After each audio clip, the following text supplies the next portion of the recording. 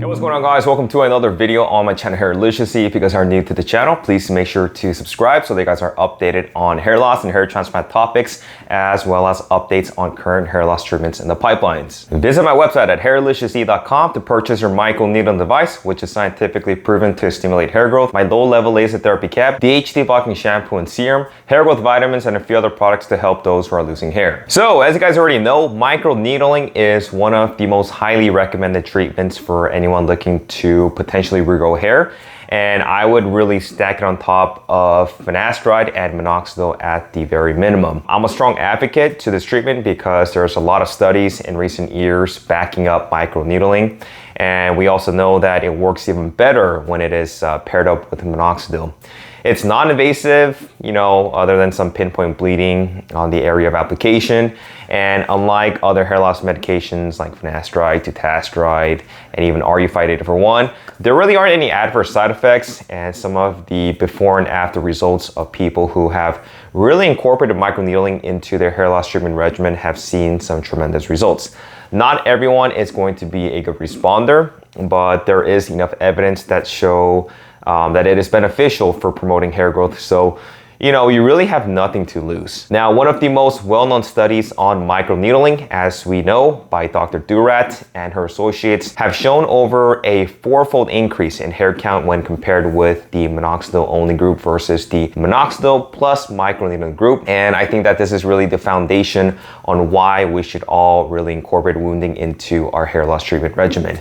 In the study, one group was offered 5% minoxidil twice a day for a period of 12 weeks, while the other group was also using 5% minoxidil, but they added microneedling on a weekly basis using a 1.5 millimeter dermal roller. Hair count was 22.2 for the minoxidil group versus 91.4 for the minoxidil and microneedling group. So really, it's a no-brainer that there is a huge advantage when it comes to using the combination treatment. And you're really just doing this once a week, like most studies suggest. So it's very low maintenance, and there's no reason why people should be skipping out on this. The only issue with the study was that they didn't have a microneedling only group to see how well it would compare to the other treatments.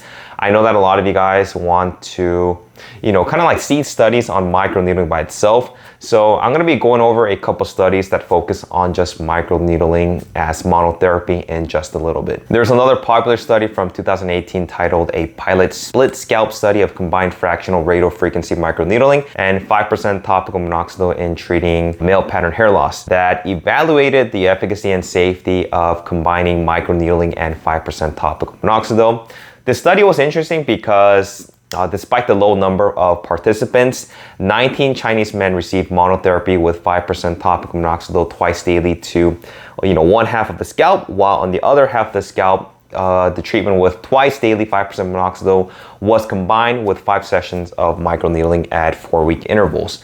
So different treatments were done on the same scalp, which means that the same person that was receiving the treatment can determine whether a certain treatment was more efficacious than the other, and you have something directly visible to compare it with. It's not like most studies where they're evaluating a different group of people given different treatments. So mean hair count and hair thickness, global assessment by the investigators, the subject self-assessment, and adverse effects were assessed. After 5 months of treatment, mean hair count increased from about 44.12 to 73.14 on the combined therapy side, and from about 46 to 63 on the monotherapy side. And mean hair thickness also increased from 53 micrometers to 71 micrometers and from 52 to 62 micrometers respectively. So not surprisingly, combined treatment with minoxidil and microneedling was far superior compared to just the minoxidil monotherapy group. A lot of people have been using both treatments in efforts to treat hair loss by targeting, different mechanisms of action. We know that minoxidil is a growth stimulant, while microneedling helps induce growth factors via wounding. But the issue that we have once again with the study is that this didn't really have a separate group with just microneedling only. And there aren't that many studies. If you guys try to, researching or even before and after photos of people who solely depend on microneedling monotherapy, mainly because they know that combining treatments, as seen in multiple prior studies, will yield better results in hair growth, but given the lack of studies, there are a couple that look into microneedling as monotherapy. Maybe some people are getting side effects from finasteride or dutasteride or minoxidil and want to approach hair loss in a more natural way.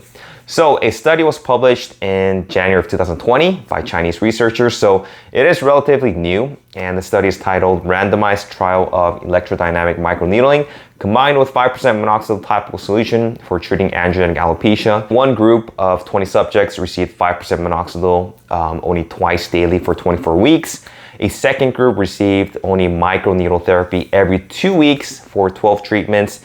And the third group received a combination treatment of both minoxidil and microneedling. The mean improvement in hair density from baseline to 24 weeks was 18.8 centimeters squared in group 1, 23.4 per centimeter squared in group 2, and 38.3 per centimeter squared in group 3. So the study is fascinating once again because it shows that microneedling monotherapy once every 2 weeks, as opposed to, kind of like the conventional once a week, was slightly more superior in increasing hair density than minoxidil treatment by itself. We can still see that the combined therapy had the most density increase, and this is why I always recommend that you guys really incorporate both minoxidil and microneedling together. But it's still surprising to see that microneedling was actually better in terms of density than minoxidil. And there's also another similar study titled Randomized Trial of Electrodynamic Microneedling combined with 5% minoxidil topical solution for treating androgenic alopecia in Chinese males, and molecular mechanistic study of the involvement of the Wnt/beta-catenin signaling pathway. The study involved 71 male volunteers with androgenic alopecia. The first group had 23 men, and they also just received 5% minoxidil twice daily for 24 weeks. The second group also had 23 men who received just microneedling therapy at a depth of 1 to 2 millimeters every 3 weeks for 8 treatments. Once again, opposed to the typical, once a week microneedling session. And the last group, which had 25 men, received the combination treatment for a total of 24 weeks.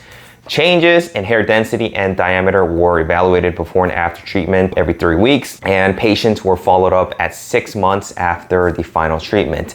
The results 3 weeks after the last treatment showed that the elevations of non-vellus hair density of group 2, and this is the one for just microneedling, was indeed slightly higher than that of group 1, which was just the minoxidil group.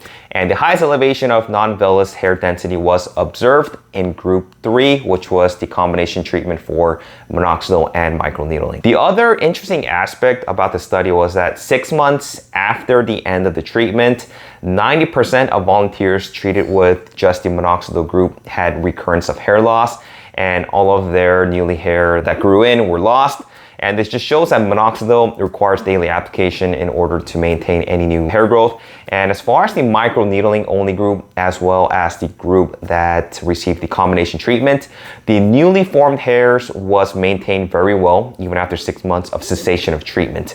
10% of the volunteers lost all new hair, 70% of the volunteers had a small amount of hair loss, and 20% maintained the increased hair density after treatment. So as you guys can see, by incorporating microneedling by itself or in conjunction with minoxidil, maintaining increased density even months after the last application of treatment was seen, whereas the majority of minoxidil only users saw recurrence of hair loss and they lost everything that they regrew. The study also compared the final hair diameter of each group at the observation endpoint with the final hair diameter before treatment, and found that group 1 and group 3, but not group 2, which was the microneedling only group, showed a significantly increased final hair diameter. This is diameter, not density. And this makes sense because treating genetic hair loss with topical minoxidil has been shown to significantly increase the terminal hair diameter, which is consistent with the results of the present study. The last example that I wanted to share with you guys is from a subscriber who sent me an email with some photos, and this is particularly going to be interesting because this guy's 50 years old, and he was mainly using microneedling monotherapy to treat hair loss.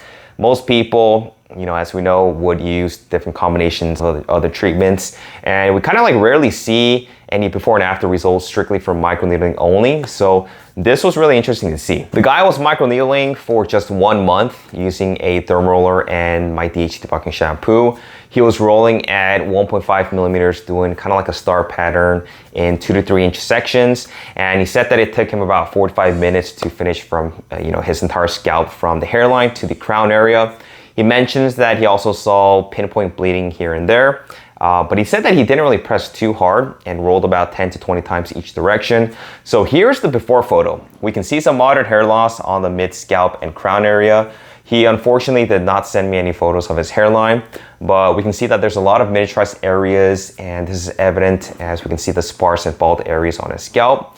And then his after photo, just 1 month of microneedling, we can see a huge difference in just a 1 month span. A lot of density has definitely increased, and if you look closely and compare, you know, both photos, a lot of the bald regions are now filled with new hair. And this is strictly for microneedling. So this example, I think, confirms the efficacy of microneedling in promoting new hair growth by activating growth factors, and particularly the Wnt signaling pathway, which maintains the hair-inducing activity of the dermal papilla and reinforces the studies on microneedling's efficacy in promoting hair growth. So I would highly recommend that you guys add in microneedling into your hair loss treatment regimen and use it in conjunction with minoxidil to maximize the hair growth potential. And then you also want to throw in a 5-alpha reductase inhibitor like finasteride or dutasteride to block the conversion of testosterone into DHT. For most people who are suffering from hair loss, I think that this treatment, you know, finasteride, microneedling, and minoxidil is going to greatly slow down the further progression of hair loss. And the sooner that you guys start, the more hairs you will be able to save in the long run. But I just wanted to share this with you guys. You don't really see too many results of people who solely stick with just microneedling monotherapy. And I think this guy was a great example of someone who was a great responder to a non-invasive treatment that is readily available for anyone to try. That is backed up with, you know, multiple studies that confirm the efficacy of microneedling. So if you guys want to share your results of microneedling by itself, reach out to me. I would love to see some crazy transformations, and I feel like this is a topic that really needs to be dived into. But this wraps up this video, guys. Thanks for watching. If you guys have any questions on microneedling or just anything pertaining to hair loss, reach out to me via email, comment below, or you can reach me on my social media page at hairliciously for Instagram. Thanks for watching, guys, and I will talk to you guys in my next video. Take care.